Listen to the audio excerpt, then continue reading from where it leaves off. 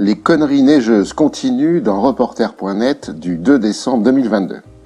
Après les Jeux Olympiques d'hiver de Pékin de 2022 sans neige et avant les Jeux Asiatiques d'hiver en Arabie Saoudite de 2029 sans davantage de neige, voici, du 15 au 18 décembre 2022, la Coupe du Monde de biathlon du Grand Bornand en Haute-Savoie sans neige.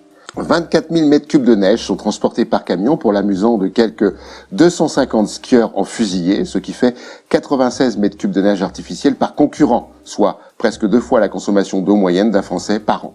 L'eau est pompée dans le lac de la Cour, lui-même alimenté par la retenue collinaire de Marolly, l'une des plus grandes de France. Il faut environ 1000 mètres cubes d'eau pour enneiger 1 hectare. On sait de quel pays proviennent les déchets plastiques qui polluent l'océan Pacifique dans futurascience.com du 14 septembre 2022. 7e continent, ou vortex de déchets du Pacifique Nord, ou encore continent poubelle, désigne cet immense amas de plastique qui s'étend sur une surface de 3,5 millions de kilomètres carrés au beau milieu de l'océan Pacifique Nord.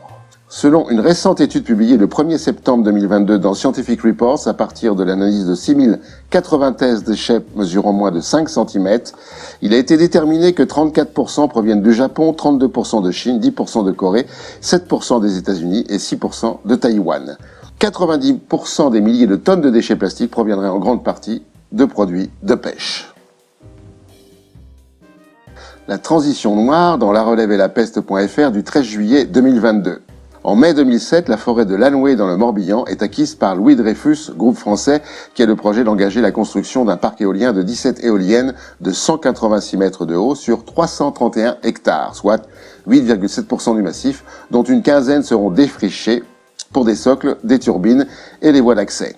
Après de multiples rebondissements judiciaires, le 15 avril 2021, le Conseil d'État autorise les travaux. Le site, selon le promoteur, sera opérationnel en 2023. Adieu donc aux plus de 60 espèces protégées recensées sur le site. Le transport maritime mondial ne semble pas vouloir transitionner dans Ver.eco du 30 novembre 2022. 80% des marchandises échangées à l'échelle mondiale sont acheminées par la mer. Autrement dit, 11 milliards de tonnes, plus d'1 million de tours Eiffel, sont expédiées par les mers d'un bout à l'autre de la planète. En 2020, l'Organisation maritime internationale estimait que la navigation était responsable de 2,89% des émissions mondiales dues à l'activité humaine. Les bateaux sont de plus en plus vieux, presque 22 ans en moyenne, et toujours plus gigantesques. La taille des plus grands porte-conteneurs a doublé entre 2006 et 2022, atteignant parfois près de 400 mètres de long. Il n'y a que l'effondrement de commerce international qui pourrait stopper les nuisances consécutives à cette folie transporteuse. La France empoisonne dans Novetic.fr du 30 novembre 2022. La France a autorisé entre janvier et septembre 2022 l'exportation de près de 7500 tonnes de pesticides interdits sur le territoire français, en totale infraction avec la loi Egalim de 2018. Cette loi interdit en effet la production, le stockage et la circulation de certains produits phytopharmaceutiques dans lesquels se trouvent des substances interdites au niveau européen du fait de leur effet néfaste sur la santé humaine et animale. Au cours des 9 premiers mois de l'année, les autorités françaises ont approuvé 155 demandes d'exportation pour des pesticides interdits en France et dans toute l'Union européenne, le Brésil en étant la première destination. La picoxystrobine, interdite en 2017, représente près de 40% de ce volume. De nombreuses exportations d'insecticides tueurs d'abeilles ont également été autorisées. Curieux pays où les institutions qui sont chargées de faire respecter la loi la transgressent. Et pour finir, la connerie de la semaine.